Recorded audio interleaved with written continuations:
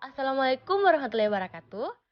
Perkenalkan, kami dari kelompok 1, kelas G semester 3, akan mempresentasikan tentang sejarah dan sumber hukum perkawinan.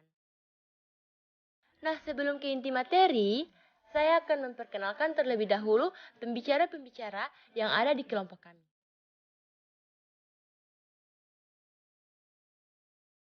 Moderator saya sendiri yakni Miftahul Jana Usman.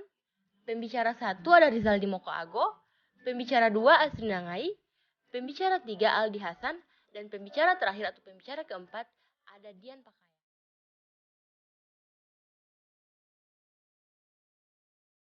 Sejarah perkawinan. Nah, sepanjang sejarah Indonesia ini ada wacana undang-undang perkawinan setidaknya selalu melibatkan 3 pihak, yakni kepentingan agama atau pihak agama, kepentingan negara atau pihak negara, dan kepentingan perempuan atau pihak perempuan.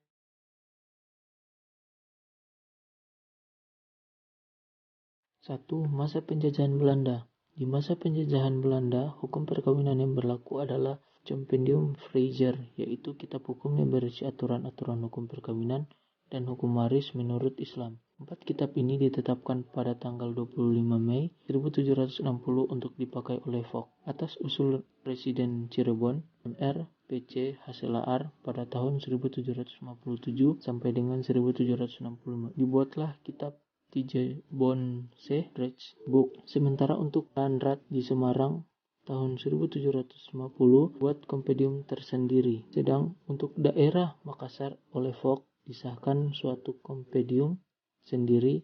5. Pada masa pemerintahan Hindia Belanda di zaman Daendels pada tahun 1800 sampai dengan 1811 dan Raffles Inggris masa Thomas pada tahun 1811 sampai dengan 1816.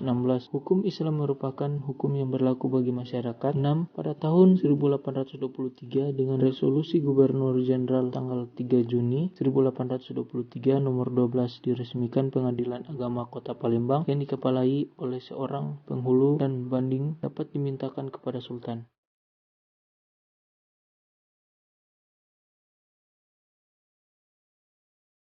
Pada tahun 1942, Belanda meninggalkan Indonesia dan digantikan oleh Jepang. Kebijakan Jepang terhadap peradilan agama tetap meneruskan kebijakan sebelumnya. Kebijakan tersebut dituangkan dalam Peraturan Peralihan Pasal 3 Undang-Undang Bala Tentara Jepang atau Osamu Sairei. Tanggal 7 Maret 1942 nomor 1 hanya terdapat perubahan nama pengadilan agama sebagai peradilan tingkat pertama yang disebut Soryohoim dan Mahkamah Islam Tinggi, sedangkan tingkat banding disebut Kaikyo Kotoin.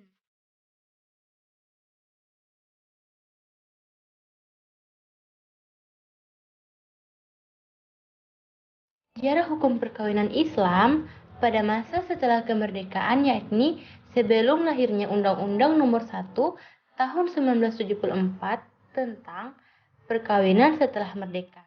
Nah, pemerintah Republik Indonesia telah membentuk sejumlah peraturan perkawinan Islam.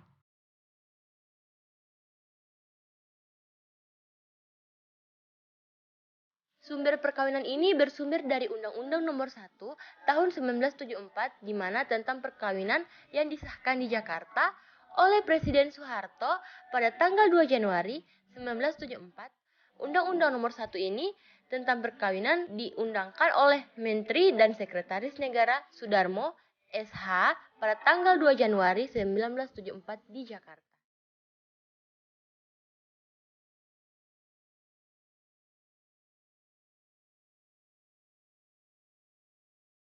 Sumber perkawinan.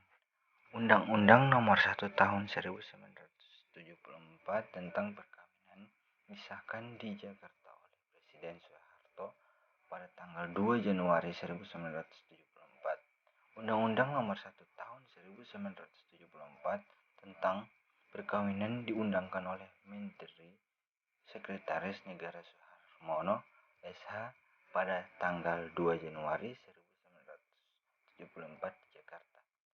Undang-Undang Nomor 1 Tahun 1974 tentang perkawinan diubah dengan Undang-Undang Nomor 16 Tahun 2019 tentang perubahan atas Undang-Undang Nomor 1 Tahun 1974 tentang perkawinan. Karena Mahkamah Konstitusi Republik Indonesia telah mengeluarkan putusan Mahkamah Konstitusi nomor 22 PUU-XP 2017 yang salah satu pertimbangan Mahkamah Konstitusi dalam putusan tersebut yaitu namun tatkala perbedaan perlakuan antara pria dan wanita itu berdampak pada atau menghalangi pemenuhan hak-hak dasar atau hak-hak konstitusional warga negara baik yang termasuk di dalam kelompok hak-hak sipil dan politik.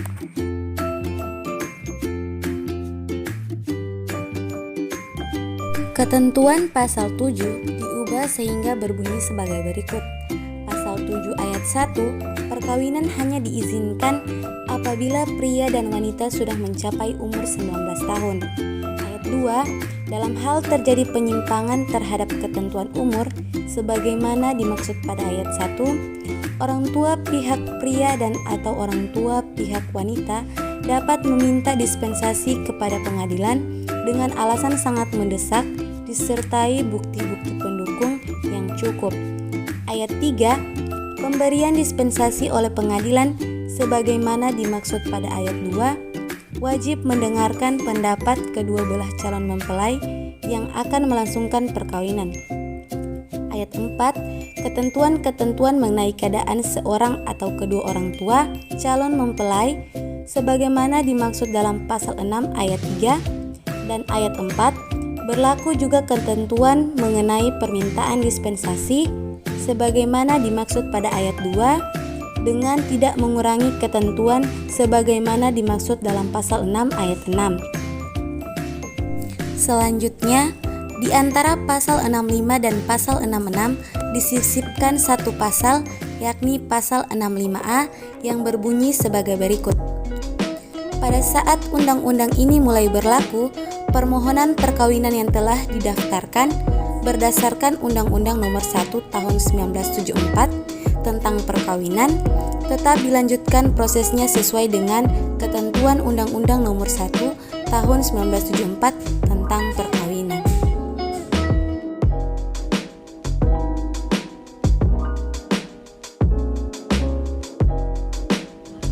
Di antara pasal 65 dan pasal 66 disahkan satu pasal yakni pasal 65A yang berbunyi pada saat undang-undang ini mulai berlaku, permohonan perkawinan yang telah didaftarkan berdasarkan Undang-Undang Nomor 1 Tahun 1974 tentang perkawinan tetap dilanjutkan prosesnya sesuai dengan ketentuan Undang-Undang Nomor 1 Tahun 1974 tentang perkawinan.